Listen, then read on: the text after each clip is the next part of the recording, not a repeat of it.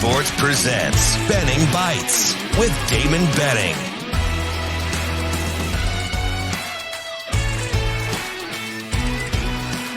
Benning Bites with Damon Benning. Another episode of Benning Bites. Thank you for, I don't know, is it downloading? I don't even know.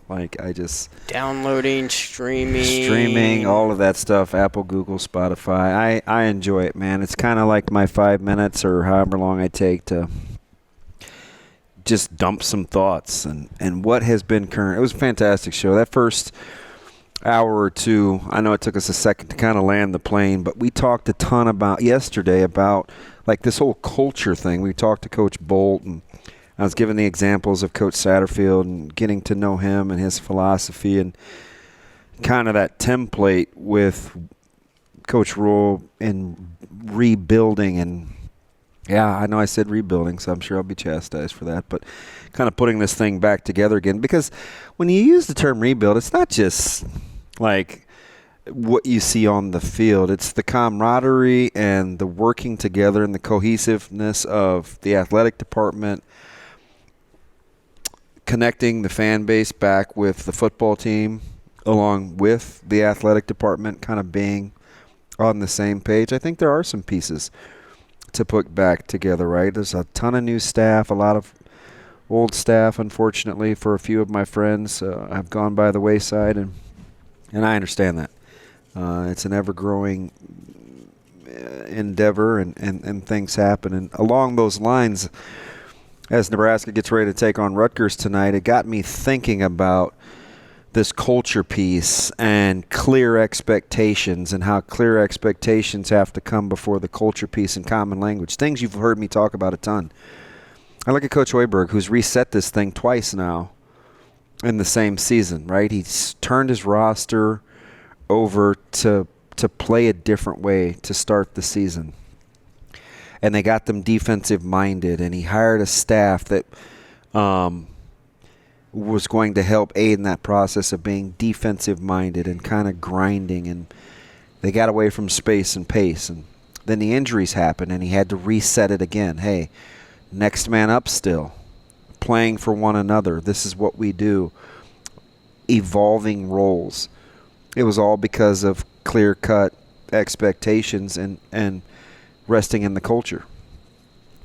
We've seen Coach Bolt, and I don't know how it'll manifest itself, right? The season is just getting started against San Diego, but plenty of talk in the offseason about putting this roster back together with some new faces, relying on some of the old guys like Buns and Shanneman and Perry.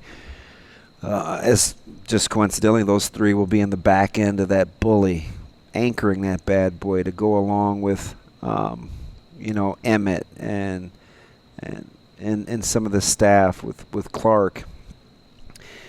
And they want to be flexible, right? They want to play multiple ways. Sometimes they'll mix and match. Sometimes they'll hit and run and play speed, depending on whether and where they're playing and who's on the mound. Sometimes they'll go offensive-minded. You can piecemeal that staff and throw a couple of different ways, right? You got guys like Rizzo who are very versatile, power arms. But you can't do any of that and have a competitive culture of next man up, the brother to my right, brother to the left, the things that we think are cliche, without clear-cut expectations and common language. And you hear it from Coach Bolt. And then, of course, we go to football, and I've talked about it in different capacities, but clear-cut expectations. Don't undersell the coaches being fallible and being open about it, and ownership, and still achieving success, and don't think that doesn't rub off on the players, because it absolutely is modeled behavior.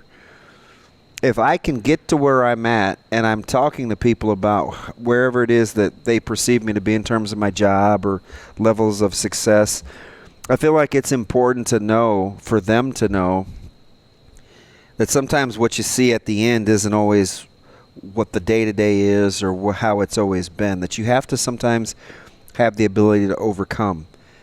And you can get to where you need to be even with speed bumps. And I tend to call them speed bumps as opposed to obstacles, because obstacles can be perceived as those things that where you have to take a different direction or go around, and sometimes that's the case. But with speed bumps, you may just have to slow down a little bit, recalibrate, then get going again. So I kind of like the speed bump versus the obstacle, and I think the authenticity in which the coaches speak with, right? You have to be able to talk about getting fired.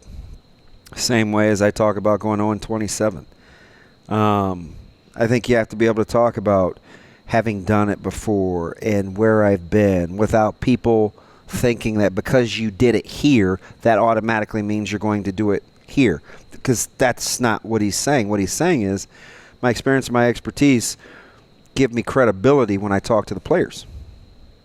Gives me credibility when I talk to the coaches.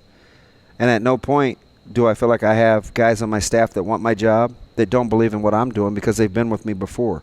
Don't undersell that. It totally matters.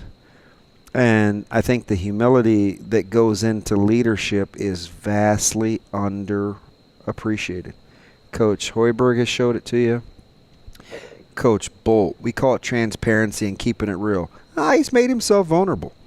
He's talked a lot about what he would do differently and some of the struggles from a year ago and being able to overcome injuries without having a couple of things just completely throw a monkey wrench in your plans and the ability to stay the course. Right? It's a reflection of leadership, and he's owned it. And we're seeing it with Coach Rule. We've already seen it on multiple occasions with Coach Cook. So don't ever undersell or not think that being vulnerable and making yourself just opening yourself up a little bit doesn't have value. It can be a little uncomfortable, but there's growth and there's power in it, especially in a position of leadership, because the people that you're talking to need to know that they can relate to you. And so you have to model that behavior. And I think it's been fun to watch. It's been great in basketball. I hope that it comes to fruition in baseball. And it's going to have to, because they're highly competitive, and you're not going to be able to be the guy every night out, right? Sometimes you're going to have a different role, and you're going to have to embrace it because it's bigger than you. And for Coach Rule and his staff, sometimes you're going to have to do some different things because it's bigger than you. There's a difference between mission, which is ultimately to win games, and purpose. Why am I here? If you can separate those two things, the growth and the ability to free yourself from the results and fall in love with the process is super powerful.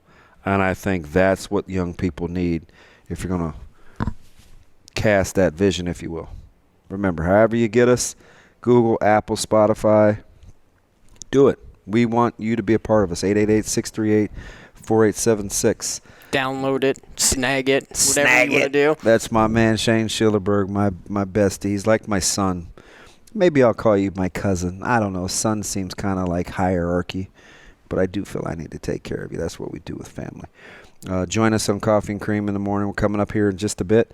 590-1480, 7 to 10. We are here for you. Ask and ye shall receive. That's another episode of Benning Bites.